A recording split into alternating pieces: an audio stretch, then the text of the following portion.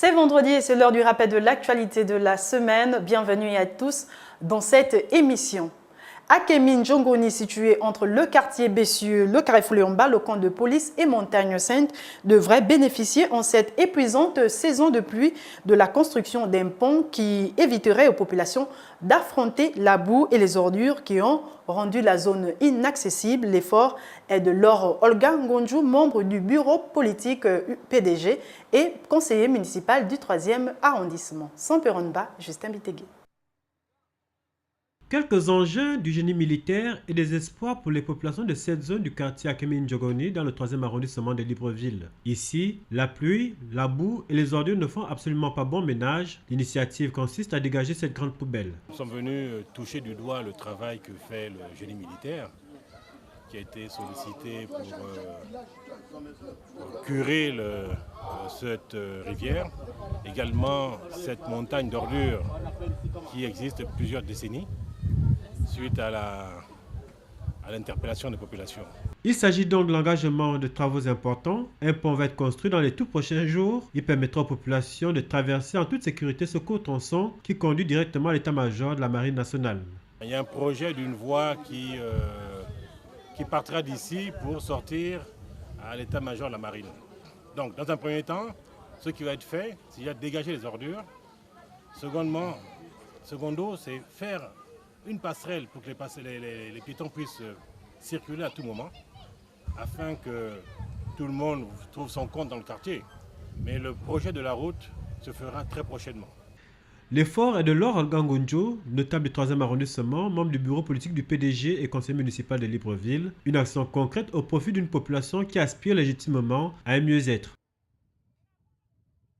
En bref et en images, cette fois-ci, après un premier procès en 1998, un autre en 2000 et un troisième en 2011, ce quatrième procès de l'affaire Karen Phillips, dont les présumés assassins n'étaient autres que Jimmy Ondo, Jean-Clément Mintsa et Thierry Ndotoum Zoué. Le verdict définitif est tombé lundi dernier à 23h30, soit après plus de 12 heures de procès ininterrompus. Disons que cette affaire, qui avait enregistré plusieurs rebondissements avec des procès aussi bâclés que spectaculaires, a surtout défrayé la chronique au Gabon pour avoir comme principal suspect un ami d'enfance de l'actuel chef de l'État.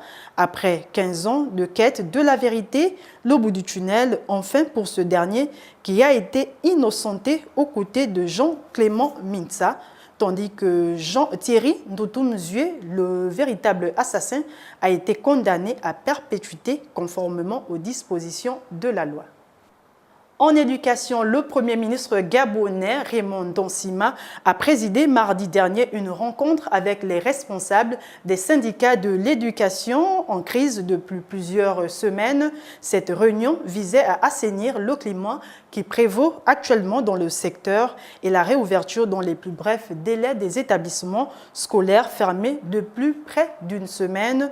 Au terme de plusieurs heures d'échange, aucune décision précise sur la reprise des cours, comme nous le rapporte ici Muriel Ndoyene et Justin Bitégué. La rencontre a duré 6 heures d'horloge, un temps qui a permis à toutes les parties de faire le tour de la question et d'en trouver des solutions idoines et durables. Pour le gouvernement, il faut se mettre rapidement au travail. Dans l'intérêt de tous et pour assurer la crédibilité des travaux, il est nécessaire que, à côté des services administratifs que je vais solliciter, les syndicats qui sont concernés et l'association des parents d'élèves, vous fassiez partie des groupes qui vont regarder ces dossiers de près dans les jours qui viennent. Et au terme des échanges parfois très houleux entre les syndicalistes et le chef du gouvernement, ces derniers affichent tout de même un optimisme quant à l'évolution du dossier. Tant bien que mal, nous avons avancé positivement dans l'optique de trouver des solutions idoines aux problèmes, au fonctionnement de notre système éducatif. La décision d'entrer ou de suspendre le mouvement de grève appartient aux seuls enseignants qui sont en grève. C'est à eux seuls de décider.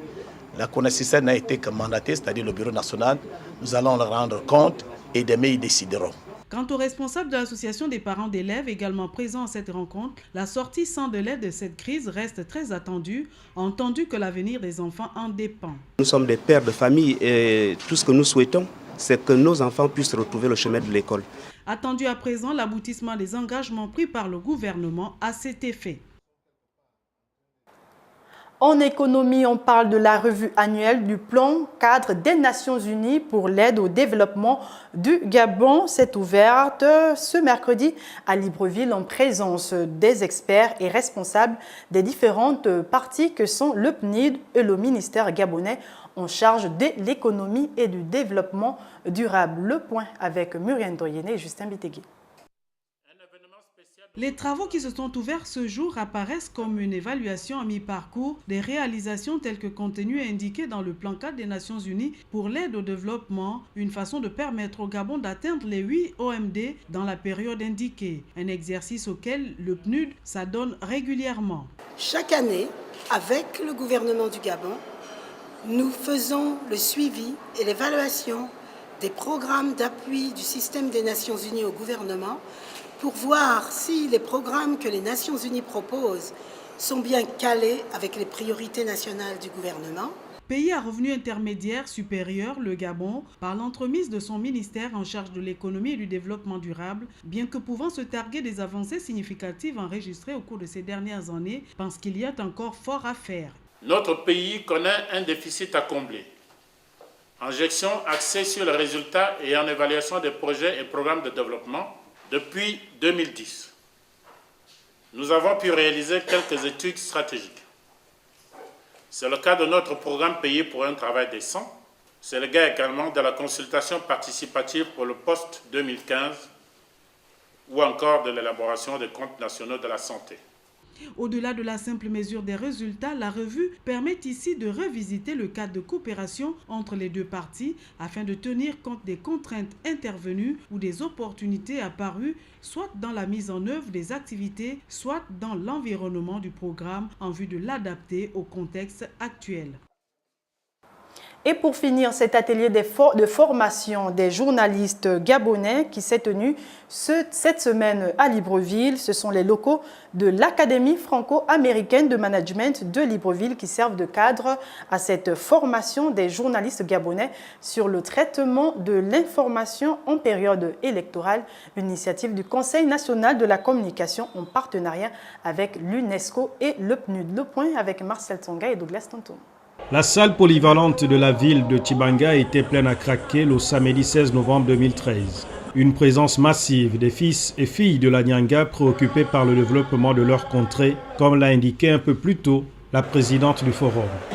Ce forum vise donc à devenir un plan de développement local pour la province de la Nyanga, à travers des projets communautaires et des activités génératrices de revenus et d'emplois.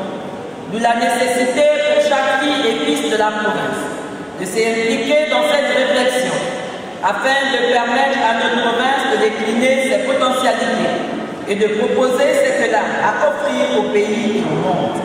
Désigné par le président du Parti démocratique gabonais, le membre du comité des sages, par ailleurs doyen politique de la région, a officiellement ouvert les travaux du forum sur le développement économique de la Nyanga, lequel forum passe par la prise en main du développement de la province par les autochtones. C'est dans l'unité et dans la cohésion, tous mobilisés derrière le distingué camarade président Ali Bongo Ondimba, que nous pouvons espérer et tirer avantage des retombées du plan stratégique Gabon émergent. Suivront ensuite les travaux en commission, 4 au total pour réfléchir et proposer les projets susceptibles de générer richesse et emploi pour donner un essor à la région qui veut désormais s'ouvrir au monde. C'est là tout le sens des recommandations formulées par les participants des travaux en commission. De faire de la Nyanga un maillon essentiel de l'émergence du Gabon et une province unie, ouverte sur le monde, dont les filles et fils sont débarrassés des réflexes de division et d'exclusion. Placé sous le haut patronage d'Ali Bongo Ondimba, ce rendez-vous avec l'histoire visait à définir un plan de développement local de la Nyanga en phase avec le plan stratégique Gabon émergent développé pour la circonstance par Yves Fernand Manfumbi en sa qualité de coordinateur général adjoint du PSGE. C'était l'essentiel de l'actualité de la semaine. Merci pour votre fidélité. C'est une émission à retrouver sur les www.gabonnews.com. À vendredi prochain, même heure sur Gabon News.